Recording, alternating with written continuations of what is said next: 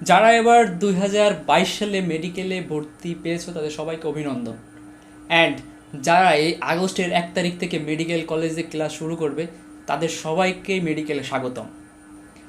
And আজকের ভিডিওটা হলো যে আপনি মেডিকেলে এসে কিভাবে পড়ালেখা করবেন, কতটুকু পড়ালেখা করবেন, কিভাবে পড়ালেখা করবেন সেই বিষয়ে একটা গাইডলাইনমূলক ভিডিও। তো ভিডিওটা শেষ পর্যন্ত দেখবেন, আশা করি যারা এবার ফার্স্ট ইয়ারের স্টুডেন্ট তাদের উপকারে আসবে।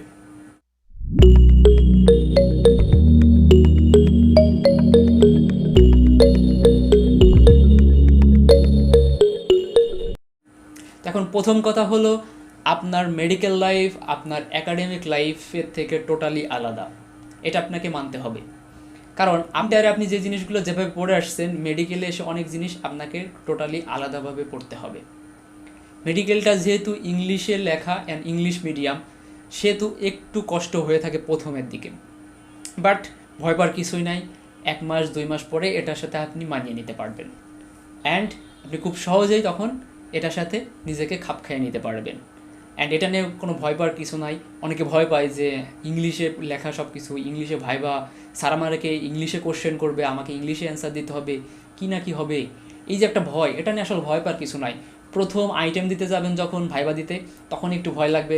প্রথম কার্ড যখন দিতে যাবেন তখন একটু ভয় লাগবে। প্রথম টার্ম দিতে যখন যাবেন একটু ভয় লাগবে। তারপরে দেখবেন যেগুলো একদম ডাল ভাত, এর থেকে আর সহজ কিছুই নাই, তখন আর এত প্যারা মনে হবে না। একটা আইটেম যখন আপনি প্রথম দিতে যাবেন, দেখবেন 3-4 দিন আগে থেকে আপনাকে পড়তেছেন, ভাবতেছেন যে আইটেম আমার ক্লিয়ার করতে হবে। এরপরে এমন একটা দিন আসবে যে আপনাকে একদিনে 8-10 আইটেম দিতে হইতেছে, এবং উইদাউট প্রিপারেশন, বা আপনি ফ্রেন্ডদের কাছ থেকে ডেমো নিয়ে আইটেম দিয়ে ফেলতেছেন এবং ক্লিয়ারও করে ফেলতেছেন। সো এই জিনিসটা নিয়ে কখনো হতাশ হবেন না, আর এই জিনিসটা নিয়ে অত বেশি টেনশনও করবেন না। মেডিকেল লাইফ প্রথমে একটু খাপ খাইয়ে নেওয়ার জন্য একটু কষ্ট হয়, এই আর কি। এখন কথা হলো যে পড়াশোনাটা আসলে কীভাবে করা উচিত। Every medical student should follow this way. প্রথমেই আপনাকে জানতে হবে যে আপনার কলেজ কোন কোন বই ফলো করে। তো এটা জানার জন্য সবথেকে বেস্ট ওয়ে হলো আপনার কলেজের যারা সিনিয়র তাদের থেকে পরামর্শ নেওয়া। কারণ এক এক কলেজে এক এক রাইটারের বই ফলো করা হয়। যেমন আমাদের কলেজে বায়োকেমিস্ট্রিতে ফলো করা হতো সত্যনারায়ণের বায়োকেমিস্ট্রি বই, কিন্তু ঢাকার আমি বেশ কয়েকটা মেডিকেল কলেজে দেখছি তাদের সেখানে লিপিং কট পড়াতো, আবার অনেক কলেজে দেখছি সেখানে এবিসি বায়োকেমিস্ট্রি পড়ানো হতো। তো এটা ডিপেন্ড করে আপনি যেই কলেজে পড়তেছেন সেই কলেজের হেড অফ ডিপার্টমেন্ট বা সেখানকার টিচারদের ওপর। এক একজন টিচার এক এক রাইটারের বই প্রেফার করে। তো আপনি মেডিকেলে ভর্তি হওয়ার পরেই প্রথমে যে জিনিসটা করবেন সেটা হলো আপনি আপনার সিনিয়রদের থেকেই বুক লিস্টটা কালেক্ট করবেন। আপনাকে আপনার অফিস রুম থেকে, অর্থাৎ কলেজ অফিস রুম থেকে অনেক বই দিবে, কিন্তু অনেস্টলি বলতেছি এত বই কোনো দিনও লাগবে না। সেখানে দেখবেন প্রতিটা সাবজেক্টে 8-10টা করে বই। আলটিমেটলি এই বই কোনো দিনও আপনি পড়েও দেখবেন না। প্রথমেই একটা জিনিস করবেন কি না, সেটা হলো ফিজিওলজিতে যেই বাজারে যে গাইটন অ্যান্ড হলের অরিজিনাল ভার্সন কিনতে যাবেন না। এই 18-19 হাজার টাকা দিয়ে বা 10-15 হাজার টাকা দিয়ে একটা গাইটন হল কিনে আপনি ওটা সারা জীবন ফেলেই রাখবেন আপনার টেবিলে। খুব কম স্টুডেন্টই আছে যারা ওই গাইটন অ্যান্ড হল বইটা পড়ে দেখবে। আপনার যদি এই বই পড়ার খুব ইচ্ছা থাকে, I hope and I think আপনার মেডিকেল কলেজে যে সেন্ট্রাল লাইব্রেরি আছে আপনি সেখানে গেলে এই বই অহরহ পাবেন। সো কেন আপনি একটা বই এই 10,000-15,000 টাকাতে কিনে শুধু শুধু ফেলে রাখবেন? জাস্ট ওয়েস্ট অফ মানি, এটা করবেন না। এই মেইন বই বা বাইরের রাইটারের বই পড়তে পারেন, এর জন্য আপনার লাইব্রেরি আছে, আপনি লাইব্রেরি থেকে বইগুলো কালেক্ট করতে পারবেন এবং সেখান থেকে পড়তে পারবেন। অ্যান্ড পড়ার পরে যদি মনে হয় যে না আপনার নিজের একটা বই থাকা উচিত, সেই সময় আপনি কিনবেন। তার আগে এই সকল অ্যাক্সেসরিজ কিনে টাকা নষ্ট করার কোনো কারণ আমি দেখি না। আমি নিজেও এটার ভুক্তভোগী যে আমি গাইটন অ্যান্ড হল কিনছিলাম, বাট সেটা আমার কখনোই পড়া হয় নাই। যখন পড়ানোর দরকার হয়েছে দেখা যায় কিছু কিছু টপিকস আমি সেখান থেকে পড়ছি, এর বাইরে আমি তেমন কিছু পড়ি নাই। আমি আপনাকে ডিমোটিভেটেড করতেছি না মেইন বই কেনার জন্য। আপনি কিনতে পারেন এবং সেটা পড়তেও পারেন। আপনি ভালো রেজাল্ট করার জন্য যদি পড়তে চান, ইউ আর ওয়েলকাম, আপনি কিনতে পারেন, আমি না করতেছি না। বাট আপনি যদি মনে করেন যে আগে থেকে সব কিনে ফেলবো, এটা করবেন না। আগে থেকে সব কিছু কেনার দরকার নেই, সব কিছু লাগে না। আগে যেইগুলো লাগে সেগুলো আপনি আপনার সিনিয়রদের থেকে পরামর্শ নিলেই পারবেন। এরপর হলো আপনি বইও কিনলেন। তো যাই হোক, আপনি বই সব কিনলেন, আপনি বুঝলেন যে আপনার কলেজে এই বইগুলো ফলো করা হয়, তাহলে এখন কি করব? এখন যেটা করবেন সেটা হলো আপনি ফার্স্টে যে জিনিসটা করবেন সেটা হলো একটা কোশ্চেন ব্যাংক কিনবেন। আপনি যে ইউনিভার্সিটির আন্ডারে সেই ইউনিভার্সিটির আন্ডারে যে প্রফেশনাল পরীক্ষাগুলো হয় সেই রিলেটেড বিভিন্ন কোশ্চেন ব্যাংক বাজারে পাওয়া যায়। যেমন আমি এই ঢাকা ইউনিভার্সিটির আন্ডারে, সেহেতু আমার এখানে একটা পপুলার কোশ্চেন ব্যাংক ছিল matrix question bank for first professional examination. So আমি যখন বই কিনতে গেছিলাম তখনই আমি কোশ্চেন ব্যাংকটাও একসাথে কিনে নিয়ে আসি। কারণ আপনি যখন একটা জিনিস পড়বেন, আপনি সেটা রিটেনের জন্য পড়েন বা ভাইবার জন্য পড়েন, কিন্তু আপনি যদি ওই টপিক্সের কোশ্চেনটা না জানেন বা ওই কোশ্চেনটা কীভাবে হয় সেটা যদি না বোঝেন, তাহলে দেখবেন যে আপনার পড়া অনেক হিউজ হয়ে গেছে, অনেক বড় হয়ে যায়, অনেক পরিধি বেড়ে যায়।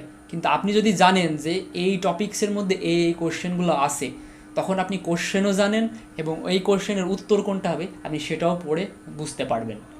তো আপনার যদি প্রফেশনাল পরীক্ষা সম্পর্কে ধারণা পেতে হয় তাহলে মাস্ট একটা কোশ্চেন ব্যাংক কিনবেন।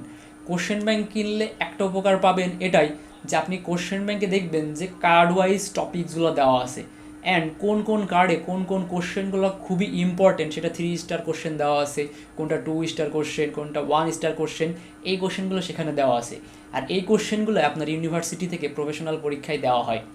তো আপনি যখন পড়া শুরু করবেন অবশ্যই জানার জন্যই পড়বেন, কিন্তু জানার সাথে সাথে আপনাকে কিন্তু ফার্স্ট প্রফেশনাল বা সেকেন্ড প্রফেশনাল যে ইউনিভার্সিটির আন্ডারে যে প্রফেশনাল পরীক্ষাগুলো হয় সেগুলোতেও কিন্তু পাশ করতে হবে। কারণ আপনি জানেন বাট পাশ করলেন না, তাইলে কিন্তু আপনার ওই জানার কোনো ভ্যালুই থাকবে না।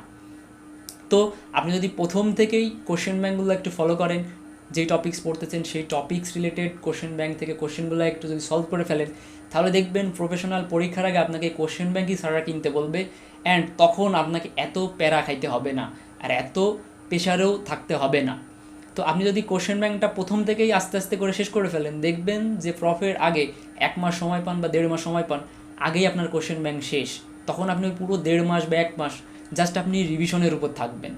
কিন্তু আপনি যদি মনে করেন যে আমি প্রফের আগে কোশ্চেন ব্যাংকটা দেখব, তখন ওই 1 মাস আপনি কোশ্চেন খুঁজবেন, কোশ্চেন দেখবেন, কোশ্চেন পড়বেন, তার মানে কি আপনার অনেক টাইম এমনি নষ্ট হবে। সো বই কেনার সাথে সাথে কোশ্চেন ব্যাংকটা কিনবেন, যেই কার্ড আপনার কলেজে পড়াবে সেই কার্ডের ভেতরে যাবেন, সেই কার্ডে কোন কোন কোশ্চেনগুলো ইম্পর্টেন্ট সেইগুলো দেখবেন, দেখার পরে বইয়ে সেটা মার্কিং করে রাখবেন। তাহলে হবে কি প্রফের আগে আপনার খুঁজতেও হবে না, এক্সট্রা সময় নষ্ট হবে না। আর দ্বিতীয় একটা কথা, মেডিকেলে অনেকে এসে ভাবে যে মেডিকেলে অনেক পড়তে হয়, সারাদিন পড়তে হয়। দিস ইজ এ বুলশিট ধারণা। আপনাকে এত বেশিও পড়তে হবে না যতটা মানুষ আপনাকে বলে। মেডিকেলে আপনার যদি ক্লাস হবে, দেখা যাবে সকালবেলা ক্লাস শুরু হবে, দুপুর পর্যন্ত ক্লাস চলবে। অনেকে 7টা থেকে, অনেকের 8টা থেকে, দেখা যায় 1টা না 3টা বা 2টা, এই যে একটা লম্বা সময়ের ক্লাস চলতেছে, এরপরে এসে আপনার বাসায় এসে মনেই চাইবে না যে আপনি একটু পড়ি। তখন আপনার খাওয়া দাওয়া করার পর দেখবেন প্রচণ্ড ঘুম পাইতেছে, আপনি এত টায়ার্ড হয়ে যাবেন, তখন আপনার মুড করবে না পড়ার জন্য। তো এই জিনিসটা করবেন না যে এসেই না আমাকে পড়তে হবে। আপনার হেলথের আগে কিন্তু আপনার পড়ালেখা না। আপনার হেলথটা যদি ঠিক থাকে আপনি পড়ালেখা করতে পারবেন। সো প্রথম প্রথম এসে অনেক কষ্ট হবে, বডি একদম অনেক লিথার্জিক হয়ে যাবে, আপনি মনে হবে না যে একটু পড়ি। এরকম করবেন না, আপনি জাস্ট খাওয়া দাওয়া করার পরে একটু রেস্ট নেবেন, যদি ঘুমানোর প্রয়োজন মনে করেন একটু ঘুমাবেন, দেন পড়াশোনা করবেন। আরেকটা জিনিস করবেন, পড়াশোনা করতে গেলে প্রথম দিকে এসে কখনোই একা একা মাতব্বরি করে পড়তে যাবেন না। এটা হলো সব থেকে ভুল একটা ধারণা। আপনি ইন্টারে যদি কখন একা পড়ে আসেন, ইন্টারের কথা বাদ, আপনি এখন মেডিকেলে আসা মানেই এখানে কমিউনিকেশন জিনিসটা অনেক বেশি ইফেক্ট করে। তো আপনি যখন একটা জিনিস পড়বেন আরেকজনের সাথে, তো আপনার একটা জিনিস পড়তে যখন 1 ঘন্টা সময় লাগতেছিল, দেখা যাবে তার সাথে পড়ার কারণে সেটা 30 মিনিটে শেষ।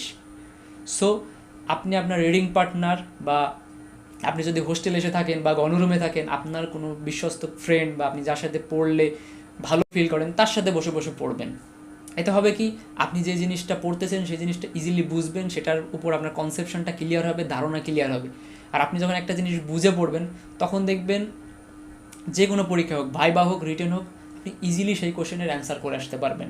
বাট আপনি যদি মুখস্থ করেন, তাহলে এই ফার্স্ট ইয়ারের পড়া লাস্ট ইয়ারে যে আর মনে থাকবে না। কারণ কত কিছু আপনি মুখস্থ করবেন, 11টা সাবজেক্ট, আর এই হিউম্যান বডি সম্পর্কে তো হাজার হাজার লক্ষ লক্ষ কোটি কোটি ইনফরমেশান। এত ইনফরমেশান আপনি মনে রাখতে পারবেন? জীবনেও পারবেন না। আজ পর্যন্ত কোনো ডাক্তারই মনে রাখতে পারেন নাই, তো আপনি কি করে পারবেন?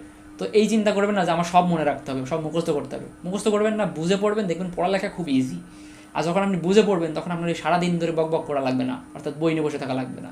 তো একটা জিনিস বুঝতে যদি আপনার 30 মিনিট সময় লাগে, আর সেটা দেখলে মুখস্থ করতে আপনার সারাদিন লেগে যেতে পারে। সো বুঝে পড়বেন, বুঝে পড়লে অনেক কিছু আপনার ব্রেন ক্যাচ করতে পারবে। কিন্তু আপনি যদি মুখস্থ করেন, তাহলে অল্প জিনিস মনে থাকবে, আর বাকি জিনিস একটা না একটা সময় পরে ভুলেই যাবেন। আরেকটা জিনিস করবেন না, মেডিকেল জায়গাটা কম্পিটিশনের জায়গা না। আপনি একাডেমিতে কম্পিটিশন করে আসছেন, ইটস ওকে, সেখানে আপনার A+ পাওয়ার একটা চান্স থাকে বা অনেক কিছু থাকে। মেডিকেলে যেমন কম্পিটিশনের জায়গা, কারণ এখানে আপনি আরেকজনকে সুযোগ দিলে সে চান্স পেয়ে যাবে। এই যে একটা কম্পিটিশনের যুগ থেকে আপনি আসছেন, কিন্তু মেডিকেল জায়গাটা কম্পিটিশনের না, এটা হেল্প করার জায়গা। অর্থাৎ আপনি আপনার ফ্রেন্ডকে মিউচুয়ালি হেল্প করেন, আপনি আপনার ফ্রেন্ডকে হেল্প করবেন, সেও আপনাকে হেল্প করবে, দুজনকে হেল্প করেন এবং দুজন একসাথে অগ্রসর হন। আপনি যার সাথে পড়তেছেন আপনি মনে করবেন না যে আমি এই জিনিসটা তাকে বলে ফেললে আমার লস হয়ে যাবে, কোনো দিনও না। আপনি ডাক্তার হতেছেন, সেও ডাক্তার হচ্ছে, আপনার লস কোথায়?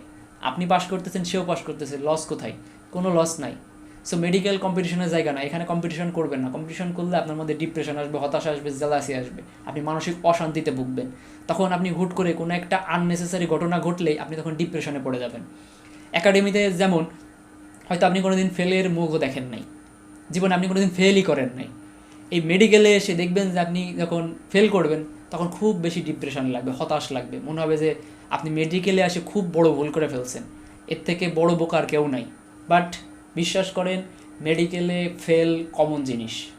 মেডিকেলে পাশ করাও যেমন সহজ, ফেল করাও তেমনি সহজ। তো একটা ফেল নিয়ে কখনো নিজেকে জাজ করবেন না। এই ভুলটা অনেকেই ফার্স্ট ইয়ারের দিকে করে, যে ভাবে আমি তো জীবনে কোনোদিন ফেল করি নাই, আমি পরীক্ষায় ফেল করে গেলাম, আমার বন্ধু পাশ করে গেল, আমার রুমমেট পাশ করে গেল, তখন আপনার মধ্যে একটা জেলাসি কাজ করবে। নিজের বন্ধুগুলো যখন পাশ করবে, আপনি যখন ফেল করবেন, তখন নিজের মধ্যে একটু হলেও জেলাসি কাজ করবে, একটু হলেও কষ্ট কাজ করবে। বাট এটা করবেন না। প্রথম হবে, বাট আস্তে আস্তে ঠিক হয়ে যাবে। সো মেডিকেলে পাশ হবে, একটা সময় না একটা সময় হবে, আপনি যদি লেগে থাকেন, আপনি যদি পড়াশোনার মধ্যে থাকেন, পাশ করেই যাবেন আজ বা কাল। আর ফেল করলে কখনো ভাববেন না যে আপনি অন্যদের থেকে কম বেটার। মেডিকেলে লাক জিনিসটা অনেক ফেভার করে। দেখা যাবে যে আপনি সারা রাত ধরে পড়েও পরের দিন ভাইবা, আপনি ভাইবা ভালো করতে পারলেন না, আপনার রুমমেট দেখা গেলো সে সারা রাত ধরে ঘুমাইছে, পরের দিন ভাইবা খুব ভালো করে ভাইবা দিয়ে আসছে, পাশ করে গেছে। সো এটা একটা লাকের উপর ডিপেন্ড করে। এটা ডিপেন্ড করে না আপনি কত কিছু জানেন ভাইবা জিনিসটার ক্ষেত্রে। বাট চেষ্টা করবেন ভালো করে পরীক্ষা দেওয়ার, অ্যান্ড যেই পরীক্ষা আসুক সেটাকে গুরুত্ব সহকারে নেবেন। কখনোই কোনো পরীক্ষাকে একদম খামখেয়ালিভাবে নেবেন না। এটা একটা অনেকের মধ্যে ভুল ধারণা থাকে, যে ভাবে যে এই জিনিসটা হইতেছে হোক, বাট না। আবার এমনও করবেন না যে সব বিষয়ে খুব বেশি সিরিয়াস হয়ে যাবেন না, ওভার সিরিয়াস কোনো কিছুতে হবেন না। একটা জিনিস মনে রাখবেন, excess of anything is very bad, take it easy, but এটা ইম্পর্টেন্ট যে আমাকে পাস করতে হবে। সো আপনার পাস করার মনোভাবও থাকতে হবে এবং ওভার এক্সাইটমেন্টও থাকা যাবে না। আপনি পড়বেন এবং নিজের বেস্ট দেওয়ার চেষ্টা করবেন, তাহলেই হবে, দ্যাটস উইল বি এনাফ। এর পড়াশোনাগুলো রেগুলার করার চেষ্টা করবেন, প্রতিদিনের পড়াটা প্রতিদিন করে ফেলবেন, তাহলে পড়া জমবে। যদি মনে করেন আজকের পড়াটা আমি কালকে করব, কালকেও তো নতুন পড়া আসবে, তখন তাহলে সেই পড়াটা কবে করবেন? তো এই যে আজকের পড়াটা আজকে না করে ফেললে এটা কালকের পড়ার সাথে যুক্ত হবে। আবার কালকের পড়া না পড়লে পরশু দিন যদি রেখে দেন, তাহলে আজকের পড়া প্লাস কালকের পড়া, এই দুটো পড়া মিলে আবার পরশুর পড়ার সাথে যুক্ত হবে। সো এটা করবেন না, রেগুলারের পড়া রেগুলার চেষ্টা করবেন, অল্প অল্প করে পড়বেন, বুঝে বুঝে পড়বেন, সারাদিন পড়ার দরকার নেই। আপনি যদি এক্সট্রা 3-4 ঘন্টা কলেজ টাইম বাদে আপনি 3-4 ঘন্টা সময় দিয়ে পড়েন, দেখবেন যে আপনার পড়া কভার হয়ে গেছে।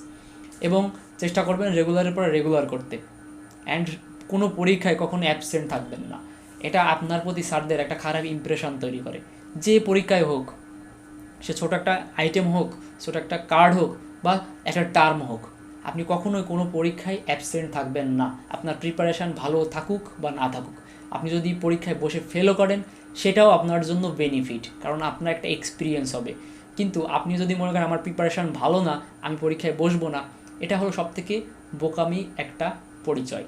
এই বোকামি পরিচয় দিতে যাবেন না, এতে স্যারদের আপনার প্রতি ইমপ্রেশন খারাপ হয় যে ছেলেটা পরীক্ষা দিতে আসে নাই। কিন্তু আপনি পরীক্ষা দেন, ফেল করেন, কিচ্ছু হবে না। স্যাররা এটা মনে করবে যে না, ও পারুক বা না পারুক, ও চেষ্টা করতেছে। আর এই যে একটা ইমপ্রেশন, এই ইমপ্রেশনের কারণেই আপনি অনেক জায়গায় পার পেয়ে যাবেন। সো কখনোই ইরেগুলার হবেন না, প্রতিদিনের ক্লাস প্রতিদিন করবেন, প্রতিদিনের পড়াটাও প্রতিদিন করবেন, অ্যান্ড সবসময় অ্যাটেন্টিভ থাকার চেষ্টা করবেন, ক্লাসগুলো মনোযোগ দিয়ে করবেন। দেখবেন যে এই মেডিকেল লাইফটা যতটা কঠিন মনে করতেছেন বা সবাই যতটা কঠিন বলে, এতটা কঠিন আসলে না।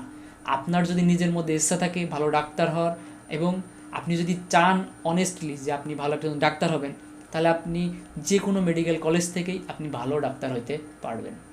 সো ভিডিওটা ভালো লেগে থাকলে অবশ্যই লাইক, কমেন্ট অ্যান্ড সাবস্ক্রাইব করবেন। আর কোন রিলেটেড ভিডিও পান সেটা অবশ্যই কমেন্ট বক্সে জানাবেন। সো আজ এ পর্যন্তই, দেখা হবে অন্য একটা ভিডিওতে। ততদিন পর্যন্ত ভালো থাকবেন। Thank you.